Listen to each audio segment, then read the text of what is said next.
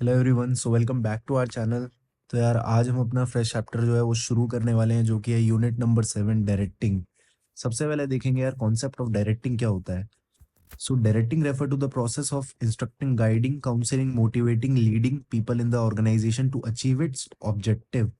अब यार आप बोलोगे कि भैया आपने हमें डेफिनेशन तो बता दी, बट डायरेक्टिंग का असली मतलब होता क्या है। ठीक है, तो यार बहुत ही अच्छे एग्जांपल से समझाऊंगा मैं आपको डायरेक्टिंग होता क्या है। अब देखो यार, आपके क्लास 12th के बोर्ड्स एग्जाम अच्छे से हो गए हैं। ठीक है, आपके मार्क्स बहुत अच्छे आ गए, लेकिन अब आप क्या करोगे, आप अपने ग्रेजुएशन के लिए कॉलेज चूज करोगे, है ना। अब आप कॉलेज के लिए क्या होगा, आपके पास आएंगी बहुत सारी कॉल्स। ठीक है, तो वो लोग आपको बताएंगे अपने कॉलेजेस के बारे में कि आप हमारे यहाँ एडमिशन लो, हमारा कॉलेज बहुत ही अच्छा है, यहाँ से आपकी ग्रेजुएशन काफ़ी अच्छी होगी। ठीक है, तो अब इस बीच क्या होगा, आपकी जो है काउंसलिंग होगी, मोटिवेट करेंगे आपको लोग वहाँ जब आप लोग जाओगे। ठीक है, तो बेसिकली वो लोग आपको डायरेक्ट करेंगे, है ना। तो इसी का मतलब होता है डायरेक्टिंग।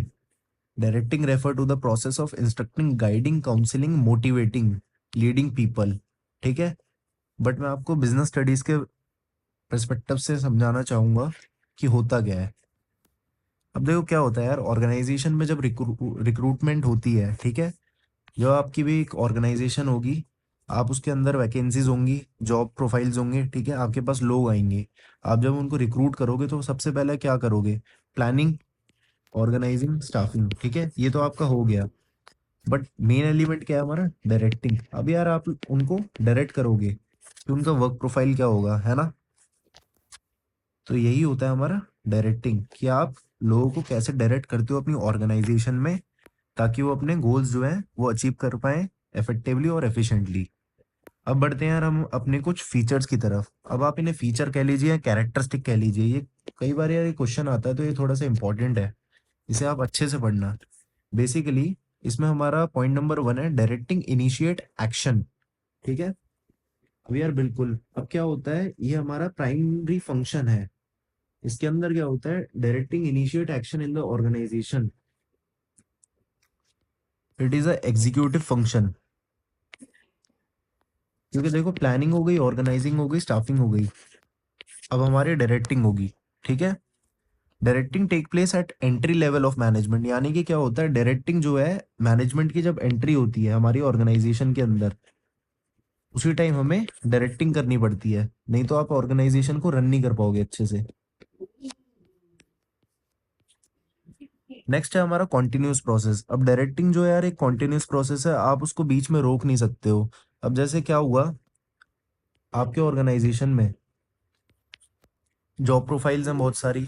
अब क्या होता है, आपके पास नंबर ऑफ एम्प्लॉयज जो है वो बढ़ गए।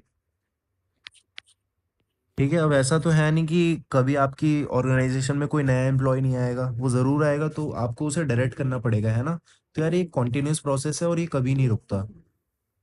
नेक्स्ट है हमारा directing flow from top to bottom, यानी कि देखो क्या होता है, आपकी कंपनी में सबॉर्डिनेट्स हैं।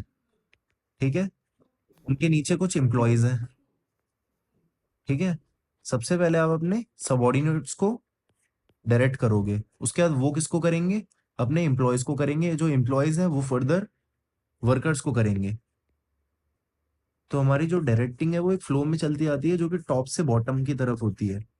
सबसे पहले वो होती है टॉप लेवल में, फिर होती है वो लोअर लेवल में। देन हम बढ़ते हैं अपने इंपॉर्टेंस ऑफ डायरेक्टिंग की तरफ। अब इंपॉर्टेंस ऑफ डायरेक्टिंग में क्या होता है, इनिशिएट एक्शन, जो कि हमने अपने फर्स्ट पॉइंट में पढ़ा। ठीक है, नेक्स्ट है हमारा इंटीग्रेट एम्प्लॉय एफर्ट। अब यार इसके अंदर मैं एक एग्जांपल ले लेता हूँ। देखो, अगर आपकी कंपनी में एक मैनेजर है, ठीक है, उसके पास अच्छे लीडरशिप एबिलिटीज हैं, यानी कि वो अपनी टीम को बहुत अच्छे से लीड कर सकता है। ठीक है, वो अपने एम्प्लॉयज को कन्विंस कर सकता है कि वो अपने अंडर उनके साथ काम करे, एफर्ट्स लगाए, और वो अपने गोल्स जो है वो इफेक्टिवली और एफिशिएंटली अचीव कर पाए। ठीक है, नेक्स्ट है यार हमारा गाइड एम्प्लॉयज। अब यार ये भी एक बहुत इंपॉर्टेंट फंक्शन है हमारा डायरेक्टिंग का, कि डायरेक्टिंग क्यों इंपॉर्टेंट है। अब क्या होता है, आपको अपने एम्प्लॉयज को है वो गाइड करना पड़ेगा, ताकि वो अपना फुल पोटेंशियल के साथ आपके साथ वर्क करें। ठीक है, आपके साथ वो मोटिवेट रहें, और आप उन्हें अच्छे लीडरशिप स्किल्स दिखाएं।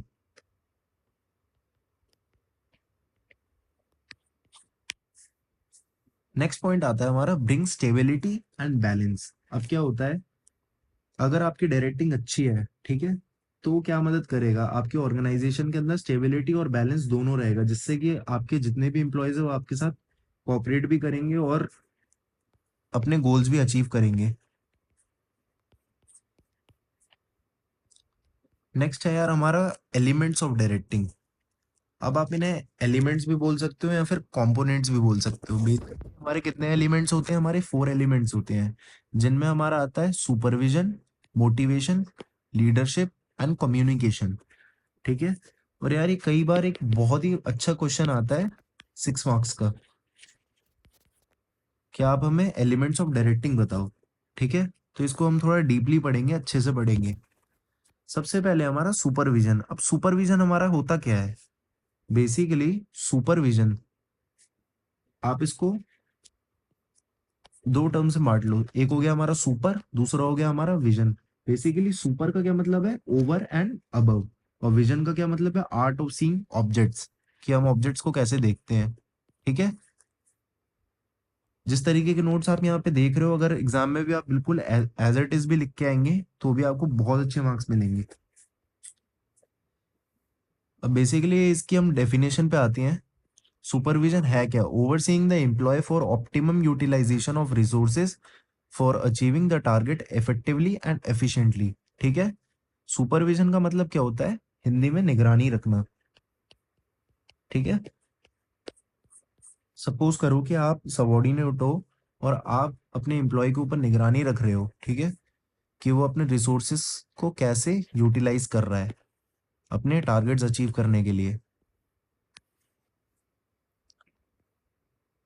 अब बेसिकली इसका काम क्या होता है, maintain day to day contact बना के रखना, ठीक है, एम्प्लॉयज और सबॉर्डिनेट्स के बीच में, इंश्योर करना कि उसका परफॉर्मेंस कैसा है, यानी कि वो अपने टारगेट्स अचीव कर पा रहा है कि नहीं कर पा रहा। फीडबैक देना, अगर एम्प्लॉय को कोई भी दिक्कत है तो अपने सबॉर्डिनेट्स को फीडबैक देगा। Link between worker and management. अब यार ये बहुत अच्छा पॉइंट है, काफी अच्छा। बेसिकली सपोज करो मैनेजमेंट है और ये सबॉर्डिनेट्स हैं, और बीच में है सुपरवाइजर। अब मैनेजमेंट जो है वो तो है ओनर, और सबॉर्डिनेट है वो कौन है, वो है वर्कर्स। अब मैनेजमेंट को अगर कोई भी आइडिया या कोई भी प्रॉब्लम्स आती है तो वो सबसे पहले सबॉर्डिनेट्स को बताएगा, देन सबॉर्डिनेट्स क्या करेंगे, वही आइडियाज वर्कर्स को देंगे। ठीक है, अब वर्कर्स को अगर कोई भी प्रॉब्लम होगी वो सुपरवाइजर को बताएंगे, और वही सुपरवाइजर क्या करेगा, मैनेजमेंट को जाके बताएगा, यानी कि टॉप लेवल को जाके बताएगा। तो इससे क्या होता है, जो लिंक है वर्कर्स और मैनेजमेंट के बीच में, ये लिंक जो है ये बना रहता है। तो इसीलिए वर्कर और मैनेजमेंट के बीच का लिंक बनना बहुत ही जरूरी है। तो नेक्स्ट पॉइंट आता है हमारा मोटिवेशन। अब मोटिवेशन क्या है, मोटिवेशन एक एफर्ट है जो हम अपने एम्प्लॉयज के ऊपर लगाते हैं ताकि वो अपना 100% दे सके और हमारे जितने भी टारगेट्स हैं ऑर्गेनाइजेशन के अंदर उन्हें अचीव कर सके। बेसिकली इसकी डेफिनेशन पढ़ेंगे। Motivation means inducement to act और move. It mean the process of making due to subordinate to act in the desire manner to achieve goals. Basically it is an internal feeling.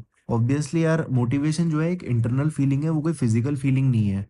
ठीक है, second point आता है हमारा produce गोल directed behaviour. Third है हमारा positive और negatives. अब motivation के अंदर भी यार कई पॉजिटिव और नेगेटिव्स होते हैं। अब ये अलग अलग हो सकते हैं, जैसे कि सपोज कीजिए आपको अपनी ऑर्गेनाइजेशन के अंदर गोल्स अचीव करने हैं, आपके पास दो तरीके के एम्प्लॉय है। एक एम्प्लॉय है जो अपना 100% देके आपके जो जितने भी टारगेट्स हैं वो अचीव कर रहा है, और दूसरा पर्सन है वो भी मेहनत कर रहा है बट अपने टारगेट्स जो है अचीव नहीं कर पा रहा है। अब आपकी एक कॉन्फ्रेंस हुई है, आप वहां पर उन्हें मोटिवेट कर रहे हो, बट आप पर्सन ए को मोटिवेट कर रहे हो और पर्सन बी को आप वहीं पर डांट रहे हो, ठीक है। तो आप पर्सन बी को ये बता रहे हो कि आप अपने टारगेट्स पूरे नहीं कर पाए, तो उसके लिए एक नेगेटिव पॉइंट है। वो इंसान वहां पे मोटिवेट फील बिल्कुल भी नहीं करेगा, जिससे कि आपकी ऑर्गेनाइजेशन को ही नुकसान है। एंड मोटिवेशन में एक लाइन है, any effort that is appreciated get repeated. यानी कि आप अपने एम्प्लॉयज को जितना ही अप्रिशिएट करोगे वो आपके लिए और अच्छा और प्रोडक्टिव काम कर पाएंगे, जिससे कि आपकी ऑर्गेनाइजेशन जो है इफेक्टिवली चल पाएगी। थर्ड आते हैं हम अपनी लीडरशिप की तरफ। Basically leadership is the process of influencing the behaviour of people by making them strive voluntary towards achievement of organisational goal. अब यार लीडरशिप क्या है? लीडरशिप एक आर्ट है, एक प्रोसेस है, जिससे कि आप पीपल को इन्फ्लुएंस कर सकते हो ताकि वो आपके ग्रुप गोल्स हैं अचीव कर पाए, ठीक है। इसके अंदर हमारे 3 पॉइंट आते हैं। Indicates ability of an individual to influence other, यानी कि दूसरों को कैसे आप इन्फ्लुएंस कर सकते हैं, उन्हें मना सकते हैं कि वो आपके साथ काम करें और आपके गोल्स को अचीव करने में आपकी हेल्प करें। नेक्स्ट है हमारा try to bring change in the behaviour of other, यानी कि दूसरे के बिहेवियर को चेंज करने की क्षमता रखना, अगर हम हिंदी में बोले तो। नेक्स्ट है हमारा indicate interpersonal relationship between leaders and followers. ये लीडरशिप का एक बहुत ही इंपॉर्टेंट पॉइंट है, इसे आप अच्छे से पढ़ना, कि जो रिलेशनशिप है लीडर्स और फॉलोअर्स के बीच वो मेंटेन रहने चाहिए। नेक्स्ट हमारा एलिमेंट्स में फोर्थ पॉइंट आता है हमारा कम्युनिकेशन। अब जो हमारा कम्युनिकेशन वर्ड है वो कहाँ से डेराइव हुआ है? वो लैटिन वर्ड है एक, जो कि है कम्युनिस, मींस कॉमन, जो कि इम्प्लाई होता है कॉमन अंडरस्टैंडिंग में। It is the process of exchange of information between two or more person to really common understanding, यानी कि दो लोगों के बीच में जो भी इंफॉर्मेशन जो है एक्सचेंज हो रही है वो हमारी कम्युनिकेशन है। अब ऑर्गेनाइजेशन में क्या होता है, जब तक आप कम्युनिकेट नहीं करोगे एक दूसरे के साथ, आप अपनी प्रॉब्लम ना तो शेयर कर पाओगे, ना ही अपने फिर आप टारगेट्स पूरे कर पाओगे। बेसिकली डायरेक्टिंग में कम्युनिकेशन हमें दो पर्सन्स के बीच की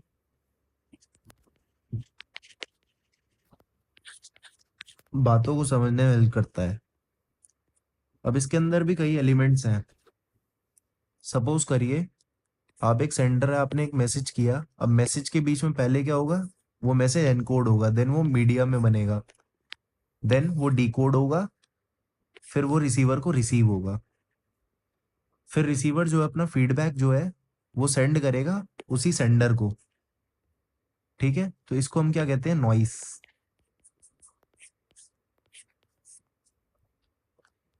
तो यार ये हमारे 4 एलिमेंट्स थे डायरेक्टिंग के।